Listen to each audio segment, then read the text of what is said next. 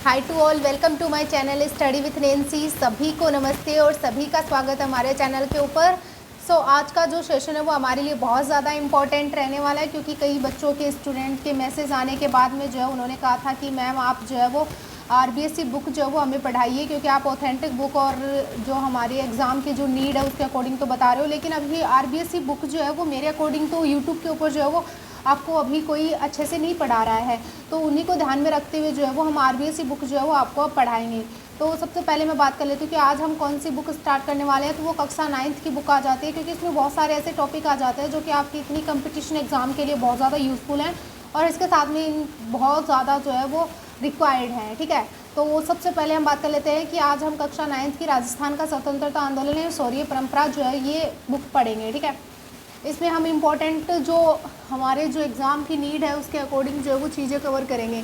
तो सभी जो है वो ध्यान से पूरा वीडियो जो है वो आपको देखना है, और जैसे जैसे मैं बता रही हूँ वैसे वैसे सारी चीज़ों को नोट करते हुए जाना है, क्योंकि अभी स्टार्टिंग है इसलिए मुझे थोड़ी प्रॉब्लम आएगी इसमें चलाने में, बट हम कर लेंगे। मतलब कौन से आ जाते हैं। तो इसमें फर्स्ट चैप्टर जो आएगा वो अपना 1857 की क्रांति, नेक्स्ट जो है वो राजस्थान के क्रांतिकारी, और इसके बाद में राजस्थान के प्रमुख क्रांतिकारी आंदोलन, उसके बाद में जनजातियों के जो आंदोलन आ जाते हैं वो, फिर जनजागृति और प्रजामंडल आंदोलन, उसके बाद में एकीकरण। और ये जो टॉपिक है वो आपके सभी को पता है कि हमारे जितने कंपटीशन एग्जाम आते हैं उनमें इनसे जो है वो क्वेश्चन बनता रहता है। और नेक्स्ट है राजस्थान की शौर्य परंपराएं। वो तो सबसे पहले हम आज जिस चैप्टर को स्टार्ट करेंगे वो 1857 की क्रांति है, जिसमें कि मोस्ट इंपॉर्टेंट जो टॉपिक आ जाते हैं उनके ऊपर मैं आपको बताऊंगी, क्योंकि हमें ये सारी चीज़ें पढ़नी नहीं है, फालतू चीज़ें हैं ये, इतनी ज़्यादा जो है वो हमें नहीं पढ़नी है, हमें जो हमारे एग्ज़ाम की नीड है उसी के अकॉर्डिंग जो है वो पढ़ना है। ओके, सो स्टार्ट करते हैं। तो सबसे पहले हम बात कर लेते हैं 1857 की क्रांति के बारे में। पहले हम इसकी जो वो स्टार्टिंग देख लेते हैं, पृष्ठभूमि देख लेते हैं, या फिर हम बात कर सकते हैं कि हम भूमिका देख लेते हैं जिसकी क्या थी क्या नहीं थी। तो सबसे पहले हम बात करते हैं कि मुगल साम्राज्य के पतन के पश्चात, जब मुगल साम्राज्य का पतन हो गया था तो देश में उत्पन्न अराजकता से राजस्थान भी अछूता नहीं रहा। औरंगजेब की मृत्यु से उत्पन्न अशक्ति रिक्तता को एक बारी तो मराठा ने भर दी थी, यानी कि औरंगजेब की डेथ होने के बाद में उसकी जो पावर थी उसके लिए एक बार तो उनको मराठा ने भर दी थी, लेकिन मराठा ने दक्षिण में प्रभुत्व स्थापित किया। मराठा जो थे उन्होंने जो है वो कहाँ पे अपना प्रभुत्व स्थापित किया, तो उन्होंने जो है वो दक्षिण में प्रभुत्व स्थापित किया। थोड़ा एक बार स्टार्टिंग है इसलिए मुझे लिखने में प्रॉब्लम हो रही है, धीरे धीरे हम सीख जाएंगे। तो मराठा ने दक्षिण में प्रभुत्व स्थापित करने के पश्चात, यानी कि इसके बाद में उन्होंने मालवा और गुजरात में अपना प्रभाव स्थापित कर लिया। यानी कि आप सभी को पता है कि ये अपने राजस्थान वाला मैप आ जाता है। ठीक है, इसमें इधर जो है वो गुजरात आता है और इधर जो है वो मालवा का पार्ट आ जाता है। ठीक है, तो इसमें हम बात करते हैं कि जो मराठा जो थे उन्होंने ये जो मालवा, मतलब ये गुजरात का जो पार्ट आता है ये, और इसके साथ में मालवा में जो वो अपना प्रभाव स्थापित कर लिया था। अतः अब उनके लिए राजस्थान में प्रवेश करना आसान हो गया, क्योंकि आप सीधे तौर पे ही देख लो ना कि मालवा जो है वो राजस्थान के कितने पास में है और गुजरात भी राजस्थान के कितने पास में है, तो राजस्थान में प्रवेश करना तो इनके लिए ईजी हो गया ना। तो मई 1711 ईस्वी में, यानी कि डेट सबसे पहले आपको डेट याद रखनी है कि मई 1711 ईस्वी में क्या हुआ था। तो मई 1711 ईस्वी में प्रथम बार मराठा ने मंदसौर के निकट मेवाड़ी क्षेत्र से धन एकत्रित किया था। ये जो पॉइंट आ जाता है वो आपके लिए बहुत ज़्यादा इंपॉर्टेंट है, क्योंकि इससे जो वो बार बार क्वेश्चन उठाया गया है। बार बार क्वेश्चन आया है कि मराठा जो थे उन्होंने राजस्थान में सबसे पहले कौन से क्षेत्र से धन एकत्रित किया था, धन लिया था, तो वो कौन सा क्षेत्र आ जाता है, तो वो मेवाड़ी क्षेत्र आ जाता है। मेवाड़ी क्षेत्र मीन्स उदयपुर आ जाता है इसके अंदर, उससे जो है वो सलूम्बर आ जाता है। और अगर स्पीड हो ज़्यादा हो तो भी आप बता देना कमेंट बॉक्स में कमेंट कर देना, मैं देख लूँगी। उदयपुर, सलूम्बर, और इसके बाद में जो है वो ये राजसमंद आ जाता है, और उसके बाद में भीलवाड़ा वाला पार्ट आ जाता है, चित्तौड़गढ़ आ जाता है। ये सारे क्षेत्र जो है वो हमारे मेवाड़ी क्षेत्र, मेवाड़ में ही आ जाते हैं। तो ये जो है वो आ जाते हैं जिसमें कि मराठा के द्वारा सबसे पहले धन एकत्रित किया गया था। इस घटना से चिंतित हो क्या भाई, उदयपुर के महाराणा संग्राम सिंह कोई तो इस बात की चिंता होगी ना कि भाई हमारा जो मराठा लोग आते हैं वो हमारे मेवाड़ी क्षेत्र से धन एकत्रित कर रहे हैं। तो उन्होंने क्या किया कि पहले तो उन्होंने जयपुर का जो शासक उस टाइम जयसिंह था। अब आपसे पूछ लेंगे कि उस टाइम जयपुर का कौन था शासक, तो वो जयसिंह था। बाद में मुगल बादशाह मोहम्मद शाह, यानी कि बाद में मुगल बादशाह मोहम्मद शाह से मराठा समस्या के बारे में विचार विमर्श किया। अब उनसे अब भाई वो पूछ रहे हैं कि इन मराठों का जुगाड़ कैसे करें। ये जयपुर के शासक से पूछा कि जय सिंह जी आप बताओ क्या करना चाहिए। मुगल बादशाह की हेल्प ली कि मोहम्मद शाह जी आप बताइए कि इन मराठों की समस्या से हमें कैसे निपटना चाहिए। तो 1724 ईस्वी में, नेक्स्ट डेट ध्यान में रख लेना, 1724 ईस्वी में ईस्वी के बाद मराठा जो थे उनका आक्रमण जो था वो राजस्थान में तेजी से फैलने लग गया। यानी कि 1724 के बाद में मराठा जो है वो राजस्थान में इधर प्रवेश कर रहे हैं, इधर लूटमार मचा रहे हैं, इधर ये कर रहे हैं, वो कर रहे हैं। तो उनका आक्रमण जो था वो तेज़ी से बढ़ गया। और इसी बीच, यानी कि इसी बीच जो है वो अप्रैल 1734 ईस्वी में जो वो घटना हो गई, जो कि बहुत ज़्यादा इम्पोर्टेंट है, बहुत बार इससे क्वेश्चन किया गया है, तो आप ध्यान में रख लेना कि बूंदी के पदच्युत, यानी कि बूंदी के शासक नहीं है, ओनली क्या है, बूंदी के शासक बनने के लिए कोशिश कर रहे हैं बेचारे, अभी ये बूंदी के शासक नहीं है। तो इन्होंने क्या किया कि जो दलेल सिंह जो था, इसको गद्दी से हटाने के लिए मराठों के साथ में हाथ मिला लिया। अब आप ये बताओ कि जो खुद लूट मार मचा रहे हैं, जिनको सिर्फ पैसों से मतलब है, वो क्यों इनका सपोर्ट नहीं करेंगे, यानी कि बुद्ध सिंह का क्यों सपोर्ट नहीं करेंगे। तो इसी वजह से जो है वो इसने क्या किया, एक मिनट रुकना आप, बूंदी के पदच्युत शासक जो बुद्ध सिंह जो था, उसने मराठा सहायता प्राप्त कर जो है वो दलेल सिंह को बूंदी की गद्दी से हटाना चाहता था। इसलिए इसने क्या किया, मराठों को आमंत्रित किया कि भाई आप आओ, मेरी हेल्प करो और इस दलेल सिंह को गद्दी से हटा दो। तो मराठा जो थे वो सबसे पहले, यानी कि ये क्वेश्चन बन जाएगा कि राजस्थान में जो है वो कौन सी रियासत में सबसे पहले मराठों ने प्रवेश किया था। तो वो बूंदी रियासत आ जाती है, जिसमें कि मराठा ने सबसे पहले जो है वो प्रवेश किया था। ओके, नेक्स्ट हम बात कर लेते हैं। तो इन राजाओं का जो नाम है वो आपको ध्यान में रखना है, बुद्ध सिंह का ध्यान में रख लेना और इधर दलेल सिंह का ध्यान में रख लेना। राजस्थान के किस शासक के द्वारा आंतरिक संघर्ष में मराठों को आमंत्रित करने का ये प्रथम अवसर था, तो आप सभी को पता है किसका था। बाद में तो राजस्थान में मराठों का हस्तक्षेप बढ़ ही गया। अब जब मराठा बूंदी में आ ही गए हैं, तो वो अब राजस्थान की और रियासतों में भी जाएंगे, क्योंकि उनका तो वही बात होती है कि उनको जब घर में बांट लिया है, घर के अंदर आने दिया है, तो फिर आगे तो वो करेंगे जैसा उनकी मनमर्जी होगी वैसे। नेक्स्ट हम बात देखते हैं आगे क्या आता है। 1735 ईस्वी में मालवा पर अधिकार करने के बाद मराठों को राजस्थान पर आक्रमण करने के लिए एक आसान मार्ग मिल गया।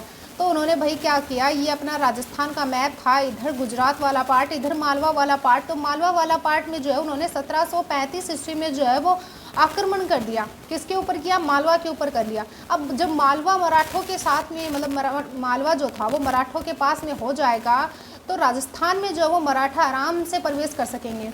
राजस्थान में मराठे जो थे वो कोटा, मेवाड़, डूंगरपुर, बांसवाड़ा में घुसपैठ कर वहाँ से जो वो धन पाने के बाद कुछ समय तक संतुष्ट रहे, लेकिन शीघ्र ही वे राजाओं को ही नहीं वरन सेठ साहूकार को भी लूटने लग गए। अब यहाँ से आप देखो कि अगर यहाँ से राजस्थान में सॉरी,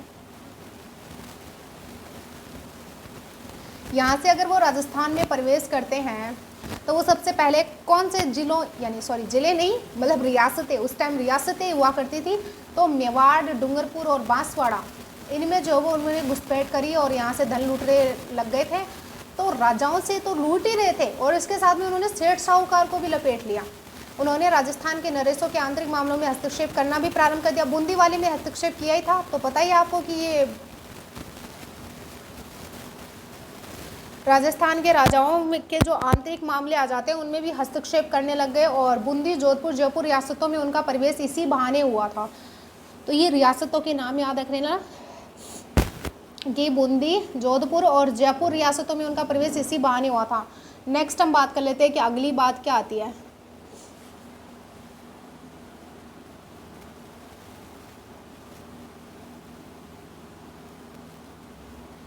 आगे आता है,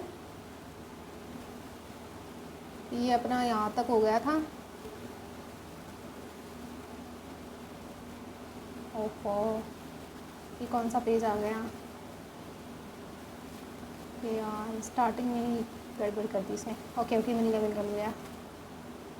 ओके, नेक्स्ट हम बात कर लेते हैं। नादिर शाह के आक्रमण के समय भी मराठों ने हिंदू धर्म के नाम पर राजस्थान के राजाओं को संगठित करने का प्रयास किया था।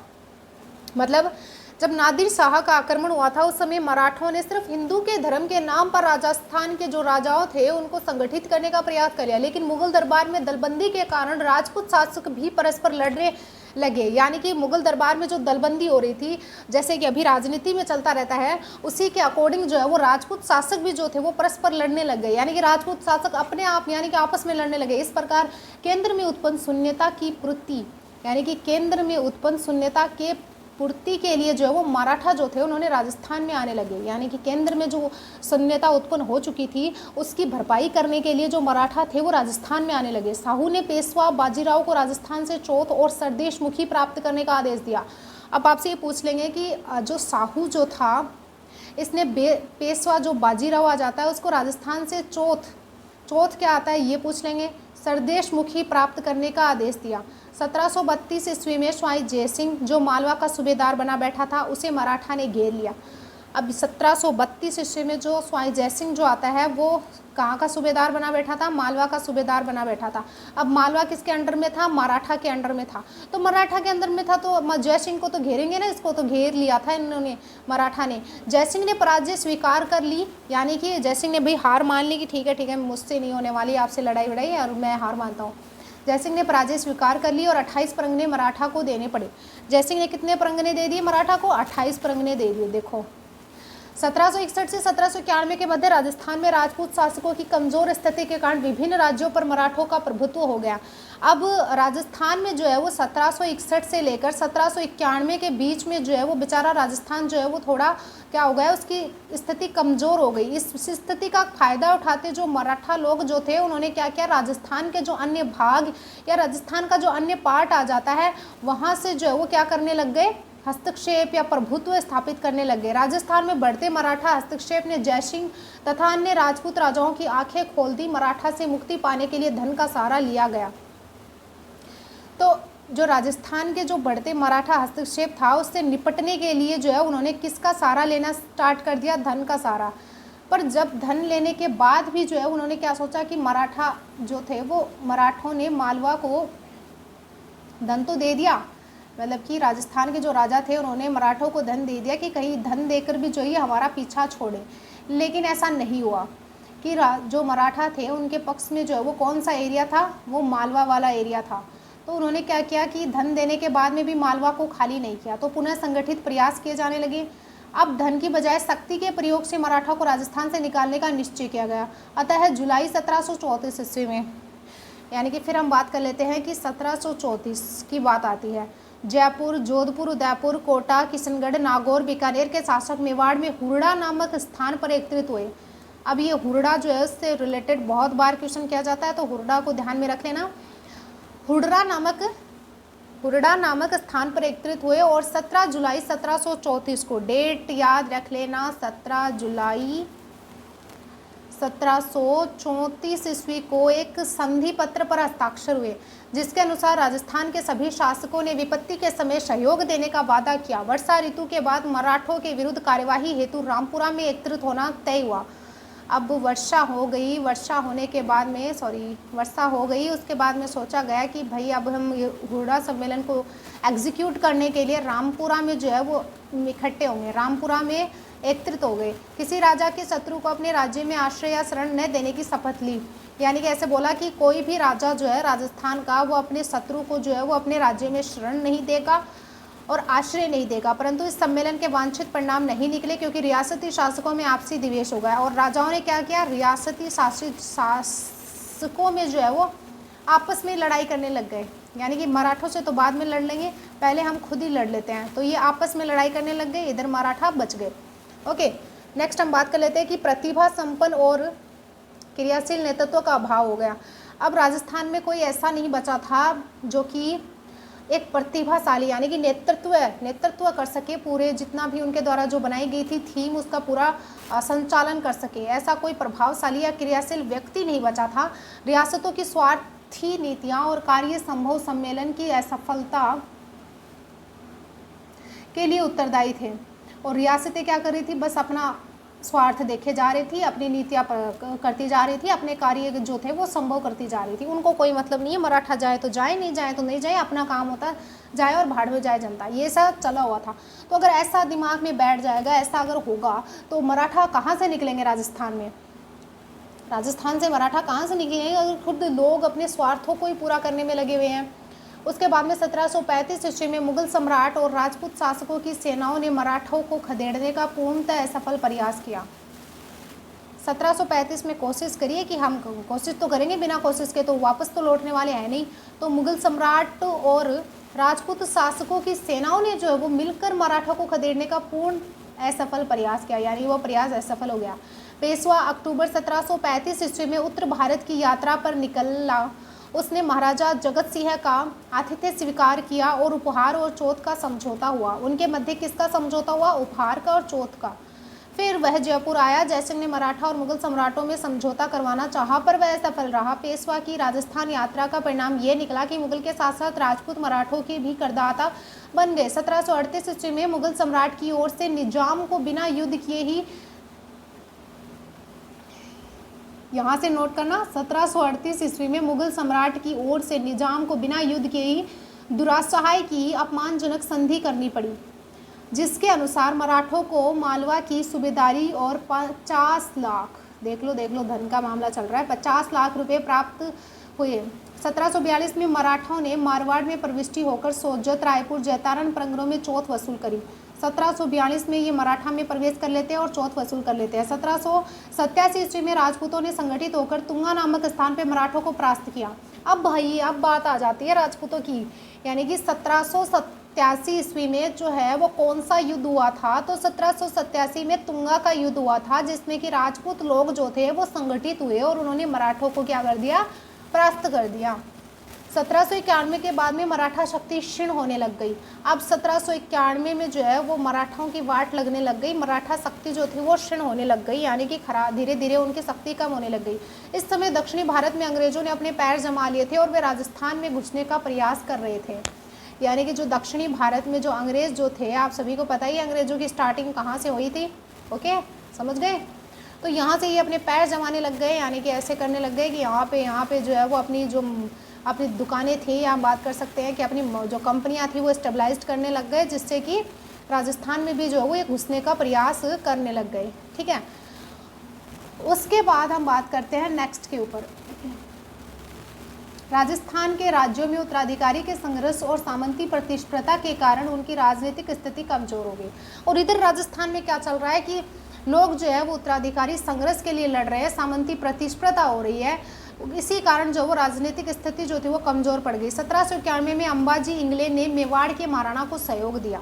अब जो 1791 ईस्वी में मराठों की शक्ति क्षीण होती जा रही थी, तो अंबाजी इंगले जो थे उन्होंने मेवाड़ का जो महाराणा आ जाते हैं उनको जो है वो सहयोग दिया। फलस्वरूप डूंगरपुर, बांसवाड़ा, प्रतापगढ़ आदि क्षेत्रों पर मेवाड़ के महाराणा का अधिकार हो गया, परंतु रियासती घरानों के आपसी वैमनस्य के कारण अंबाजी इंगले पूर्ण सफलता नहीं पा सके। रियासती घरानों के आपसी वैमनस्य, यानी कि अंबाजी इंगले पूर्ण सफल नहीं पा सके। कैसे? कि अंबाजी इंगले चाहते थे कि मैं इनके आंतरिक मामलों में भी जो वो हस्तक्षेप कर लूँगा। 1795 ईस्वी में जो वो मेवाड़ पर चुनावतों का अधिकार हो गया। अब 1795 ईस्वी में नोट कर लेना, 1795 ईस्वी में मेवाड़ पर चुनावतों का अधिकार हो गया, अतः उनका अन्य शासकीय समूह के साथ संघर्ष शुरू हो गया। 1802 ईस्वी में अमीर खां पिंडकारी ने नाथद्वारा पर अधिकार कर लिया।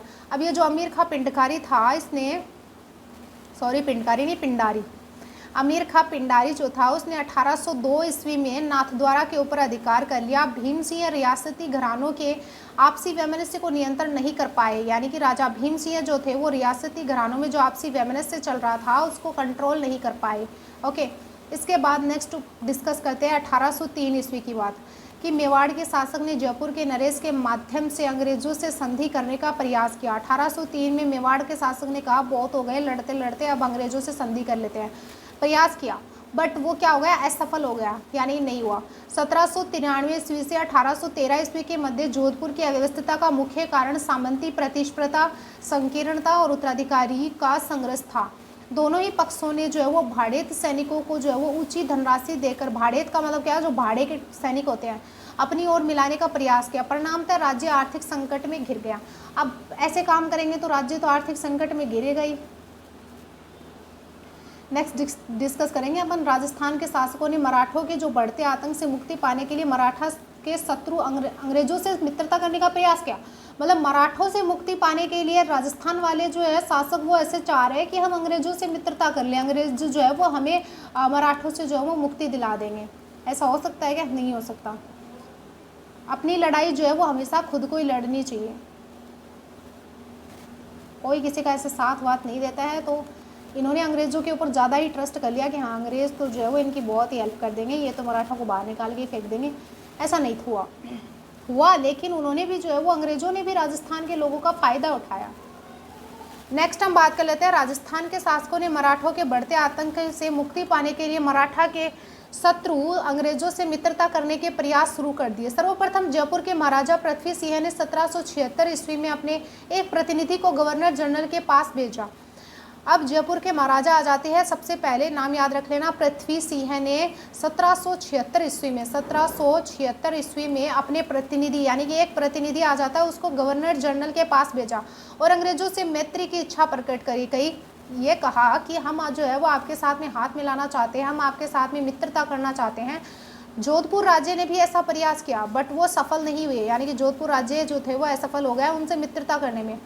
1803 ईस्वी में अपनी नीति में परिवर्तन कर अंग्रेज भी राजपूत राज्यों से संधि करने के इच्छुक हो गए। फिर 1803 ईस्वी में जो अंग्रेज जो थे उनको इंटरेस्ट आने लग गया कि राजस्थान में जो है वो हस्तक्षेप करने का, राजस्थान में जो है वो अपना अधिकार जमाने का ये अच्छा मौका है, इसलिए उन्होंने 1803 ईस्वी में अपनी नीतियाँ परिवर्तित कर दी और कहा हम राजस्थान से मैत्री संबंध करने के लिए पक्ष में हैं। उसके बाद में नवंबर 1803 ईस्वी में अंग्रेज सेनापति लॉर्ड लेक, इसका नाम याद रखने ला, लॉर्ड लेक ने क्या किया, तो लॉर्ड लेक ने, अभी हमारी स्लाइड ओपन होने दो, राजस्थान की, ओके, लॉर्ड लेक ने राजस्थान की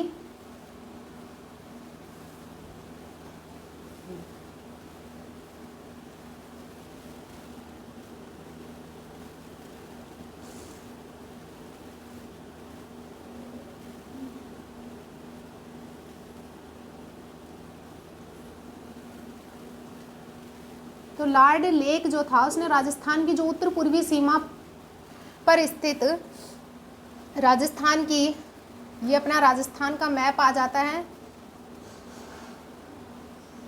जिसमें राजस्थान की उत्तर पूर्वी सीमा पर स्थित लासवाड़ी के रण क्षेत्र में सिंधिया को निर्णायक रूप से परास्त कर दिया। सिंधिया को किसने परास्त कर दिया, तो ध्यान में रख लेना, सिंधिया को परास्त किया है लॉर्ड लेक ने। मराठों की इस पराजय ने राजपूत शासकों के लिए मराठों की अधीनता से मुक्ति का सवर्णावसर यानी कि उनके लिए गोल्डन चांस हम बोल सकते हैं, तो वो प्रदान कर दिया। 1803 ईस्वी की संधि शर्तों में तय किया गया कि दोनों एक दूसरे के प्रति मैत्रीपूर्ण व्यवहार रखेंगे। अब 1803 की जो संधि आ जाती है उसमें जो है वो क्या क्या बात रखी गई थी कि दोनों जो है वो एक दूसरे के साथ में मैत्री संबंध रखेंगे और इसके साथ में जो वो कंपनी इन राज्यों से खिराज नहीं लेगी और कंपनी जो है वो इन राज्यों से क्या नहीं लेगी, तो खिराज नहीं लेगी। आंतरिक मामलों में भी हस्तक्षेप नहीं करेंगे, जो कि इन्होंने सबसे ज़्यादा किया है। तो ये आंतरिक मामलों में भी इन्होंने कहा कि हम हस्तक्षेप नहीं करेंगे, आंतरिक मामलों में हम हस्तक्षेप नहीं करेंगे। और इसके बाद में जो है वो इन राज्यों की सुरक्षा का दायित्व कंपनी का होगा। अब राज्य की जो सुरक्षा है उसका दायित्व जो है वो किसका होगा, तो उन्होंने कहा राज्य की सुरक्षा का दायित्व जो है वो कंपनी का होगा। और इसके बाद में जो है वो अन्य राज्यों से विवाद कंपनी की सहायता से सुलझाए जाएंगे। अगर एक राज्य का दूसरे राज्य के साथ में विवाद हो गया तो उसको सुलझाने का काम भी कंपनी के द्वारा किया जाएगा। भरतपुर, अलवर, जयपुर, जोधपुर आदि ने इन संधि पर हस्ताक्षर कर लिया। 1811 ईस्वी में सेटन के स्थान पर चार्ल्स मेटकोफ दिल्ली का रेजिडेंट जो वो बनाया गया। अब जो 1811 ईस्वी जो थी उसमें जो शेटन था उसके स्थान पे जो चार्ल्स मेटकोफ जो था उसको दिल्ली का रेजिडेंट बनाया गया। उसने गवर्नर जनरल लॉर्ड मिंटो को सुझाव दिया कि मराठों और अमीर खां पिंडारियों की, यानी कि जो गवर्नर जनरल लॉर्ड मिंटो था उसको सुझाव दिया कि उसने गवर्नर जनरल लॉर्ड मिंटो को सुझाव दिया, किसने दिया, तो चार्ल्स मेटकोफ जो था उसने गवर्नर जनरल लॉर्ड मिंटो को सुझाव दिया कि मराठा, अमीर खां और पिंडारियों की विध्वंसकारी कार्रवाई को समाप्त करने के लिए ब्रिटेन संरक्षण में राजपूत राज्यों का एक संघ बना लेना चाहिए हमें। यानी कि किसने कहा, तो चार्ल्स मेटकॉफ ने मिंटो को कहा कि इस अमीर खा पिंडारियों को और ये जो मराठा आ जाते हैं इनको ध्वस्त करने के लिए जो है वो हमें राजपूत राज्यों का एक संघ, एक यूनियन बनाने लिए चाहिए हमें। तो गवर्नर जनरल लॉर्ड हेस्टिंग्स सभी विरोधियों का दमन करते भारत में कंपनी की सर्वोच्च सत्ता स्थापित करना चाहता था। वही जो है वो गवर्नर जनरल लॉर्ड विलियम नहीं, तो वही तत्कालीन गवर्नर जनरल लॉर्ड हेस्टिंग्स सभी विरोधियों का दमन करके भारत में कंपनी की सर्वोच्च सत्ता स्थापित करना चाहता था, किंतु ये तभी संभव था जब वह होलकर सिंधिया को उनके राज्यों में सीमित कर दिया जाता। ये तभी संभव हो सकता था जब इस होलकर को और इस सिंधिया को वो रोक देते और पिंडारियों की शक्तियों का वो दमन कर देते। इसके लिए राजपूत राज्यों को संरक्षण में लेना अंग्रेजों के लिए अनिवार्य था, क्योंकि ये राज्य ही सिंधिया और होलकर और पिंडारियों के प्रभाव क्षेत्र में थे। मतलब इसके लिए उनको राजपूत राज्यों को संरक्षण में लेना अंग्रेजों के लिए अनिवार्य हो गया, क्योंकि ये राज्य जो थे, ये राज्य ही सिंधिया, होलकर, पिंडारियों के प्रभाव क्षेत्र में थे। अतः अंग्रेजों ने 5 नवंबर 1817 ईस्वी को होलकर से नई संधि करके राजस्थान के जो राज्य आ जाते हैं, तो राजस्थान में क्रांति के समय रियासती शासक कौन थे वो आप जरूर याद देख लेना, मोस्ट इंपॉर्टेंट क्वेश्चन यही से बनेगा, तो ये ध्यान में रख लेना। कोटा रियासत के कौन थे, राम सिंह आ जाते हैं, और राम सिंह एक रियासत के भी और आते हैं, तो इसमें राम सिंह द्वितीय आ जाते हैं जयपुर में। और नेक्स्ट बात करते हैं जोधपुर में तख्त सिंह है, तख्ता को ये हिला नहीं पाया था 1857 की क्रांति में इनका। भरतपुर के जो है वो महाराजा जसवंत सिंह आ जाते हैं। उदयपुर के स्वरूप सिंह 1857 की क्रांति को नया स्वरूप दिया था। सिरोही के जो है वो सहसे शिव सिंह आ जाते हैं। धौलपुर के जो है वो भगवंत सिंह आ जाते हैं। भगवान के जो है वो वाइट जो है वो प्रसाद चढ़ाया जाता है, भगवंत सिंह आ जाते हैं। बीकानेर के जो वो सरदार आ जाते हैं, जो कि बाहर जाके जो है वो सेना प्रोवाइड करवाई थी अंग्रेजों को। करौली के मदनपाल आ जाते हैं, मदन जी का मंदिर वहीं पे आता है। और टोंक रियासत के कौन आ जाते हैं, तो टोंक में नवाबों का सही नाम आ जाता है, नवाब वजीरुद्दौला आ जाते हैं। बूंदी रियासत के राम सिंह आ जाते हैं। अलवर रियासत राम सिंह किसके आते हैं, जयपुर के आते हैं, और इसके साथ में राम सिंह है द्वितीय जयपुर के आ जाते हैं, राम सिंह कोटा के आ जाते हैं। अलवर रियासत के कौन आते हैं, अलवर वै और विनय सिंह आ जाते हैं। जैसलमेर रियासत के रणजीत सिंह आ जाते हैं। झालावाड़ रियासत के पृथ्वी सिंह आ जाते हैं। प्रतापगढ़ के जो वो दलपत सिंह आ जाते हैं, प्रताप जिसमें होता है वो समझ गए होंगे आप। तो बांसवाड़ा के लक्ष्मण सिंह आ जाते हैं, और डूंगरपुर के उदय सिंह आ जाते हैं। तो ये ध्यान में रख लेना, क्योंकि मोस्ट इंपॉर्टेंट क्वेश्चन इन्हीं से बनेगा, तो आप इनको ध्यान में रख लेना। नेक्स्ट जो है वो हम अपने अगले बात करते हैं कि के साथ संधि करने का अधिकार प्राप्त किया, और इधर मेटकॉफ को निमंत्रण